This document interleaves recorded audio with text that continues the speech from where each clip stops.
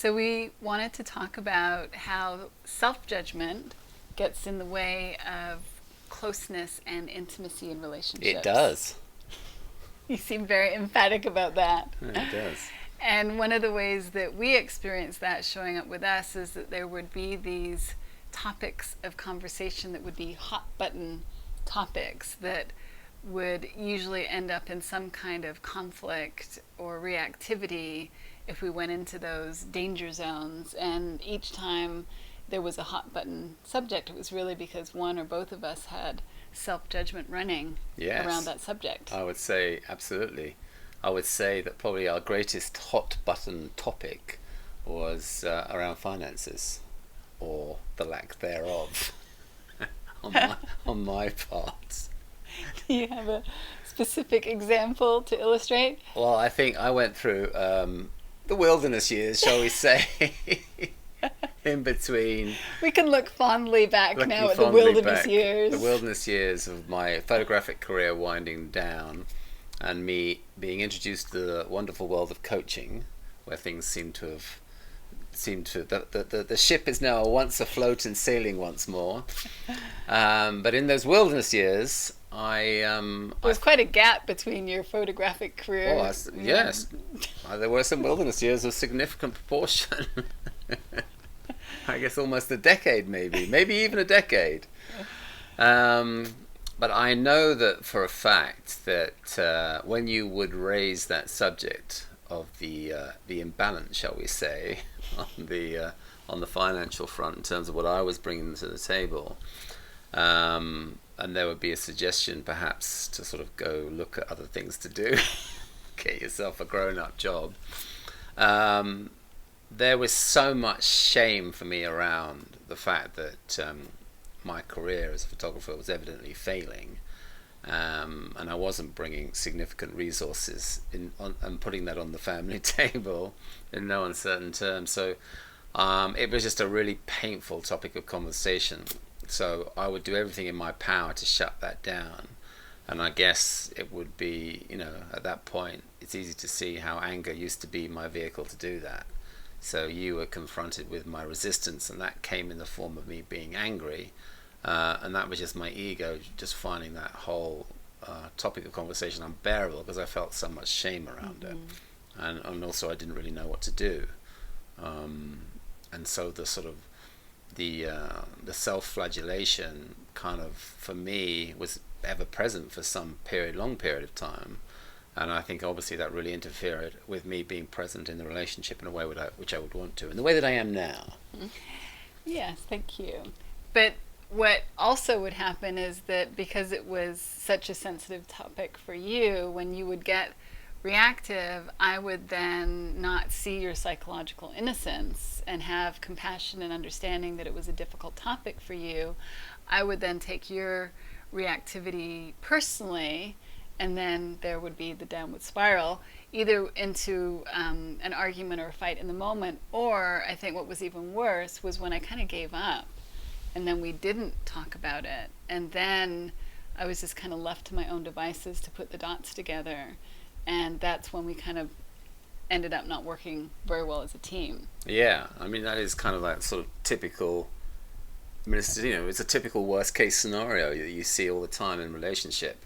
It's that unwillingness to be vulnerable in the moment with difficult feelings. So I was far from willing to be vulnerable on that level, and subsequently got very defended.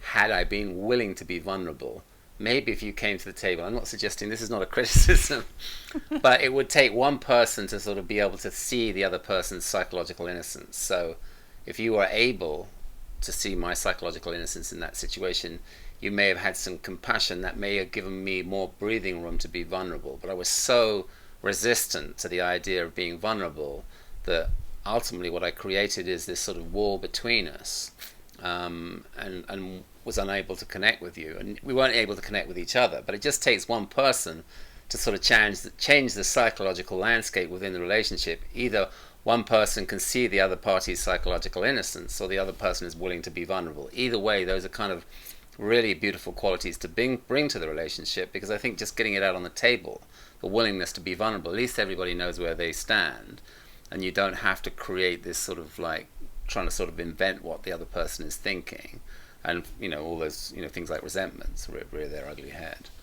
Yeah, what was really helpful was when finally, even though it kind of came up in a disruptive way, the honesty was what was actually really helpful in our relationship, to actually get a real read of where we're at, which was not good, but at least we had something to work with at that point. Yeah, and I've actually, I know that we kind of have, or I guess I have a thing, maybe we have a thing, I don't know, but when we do couples work, we get people together, and they on that first session, that intake session, they come out with their laundry list of woes, and then we will separate them and hopefully educate them and give them some understanding.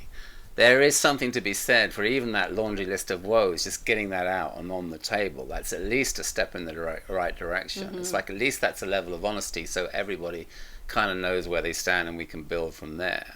But it is that reluctance to be honest that I feel creates the wall that evidently becomes well fortified and an unhealthy normal over time. I think what I can my see. mic slipped off. Oh well, I guess you can fix it. I can. Carry on. What I see Pretend now. nothing happened, sorry. I would if you stopped talking about it. What I see now that I didn't see then is that I would take your upset very personally, and I would not have room for your upset.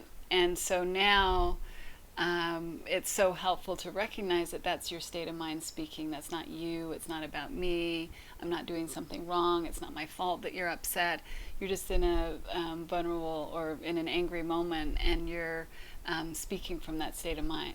Mm-hmm. So that, for me, has been a huge game changer in knowing how to approach more sensitive subjects, so that I can feel that inner resilience inside of myself, so that I don't, like before, I would just kind of get really disconsolate and discouraged, thinking that, what am I supposed to do? I can't talk about this with you. I get hopeless. Whereas now the opportunity is to not take it personally, and then also, as you're saying, be able to see that, that's not you. You're going to come back to yourself. And if we stay open-minded and we stay hopeful, we will find a way to be able to talk about even the most, uncomfortable or difficult of things, if we're willing to have that conversation from a place of compassion and love. Yeah, no, absolutely. And now, moving forward, now we know what we know. You could in a certain situation, I'm not saying that you would, but you might not be able to hear me in a way where you feel neutral or compassionate. So there is an opportunity for me to let myself see how I don't need to take your mood and behavior personally, because evidently you are suffering. Mm-hmm. So that's the other vantage point, though. So I can actually, again, there's still an opportunity for me to be vulnerable, even in the face of all that. But still, that's quite a step to take. And I don't know that I've mastered it yet, but that's what's available to me, and I see that more and more. That opportunity to not take, your low mood personally, mm-hmm. if that were to appear, and vice versa. But it's just that willingness to be vulnerable and that willingness to be compassionate, see the psychological innocence. Those two things are a game changer. Yeah, ultimately, hot button subjects are really areas where somebody's caught up in judgment. One or both people are caught up in judgment, and so being able to see the psychological innocence of that, having room and space for the human experience around that, and to be able to hold space for another person to share what's going on for them. It's not always easy to do that, but that ultimately is the way through and forward. Yeah, and then if we are both in a place of judgment, batten down the hatches and retreat to your hole. What is it what do they call it in the war? The hole? I don't know. What war? Where you dig a hole and... The trenches? No, it's a trench. I guess retreat to the trenches, but there's someone will correct us. Is this the First World War? First or Second World War. You'd have a hole that you dig and you'd go and hide in. You're much more up on war lingo than I am. I'm not today. All right, well, have a good weekend, everybody. Have a great weekend. Bye. Take care.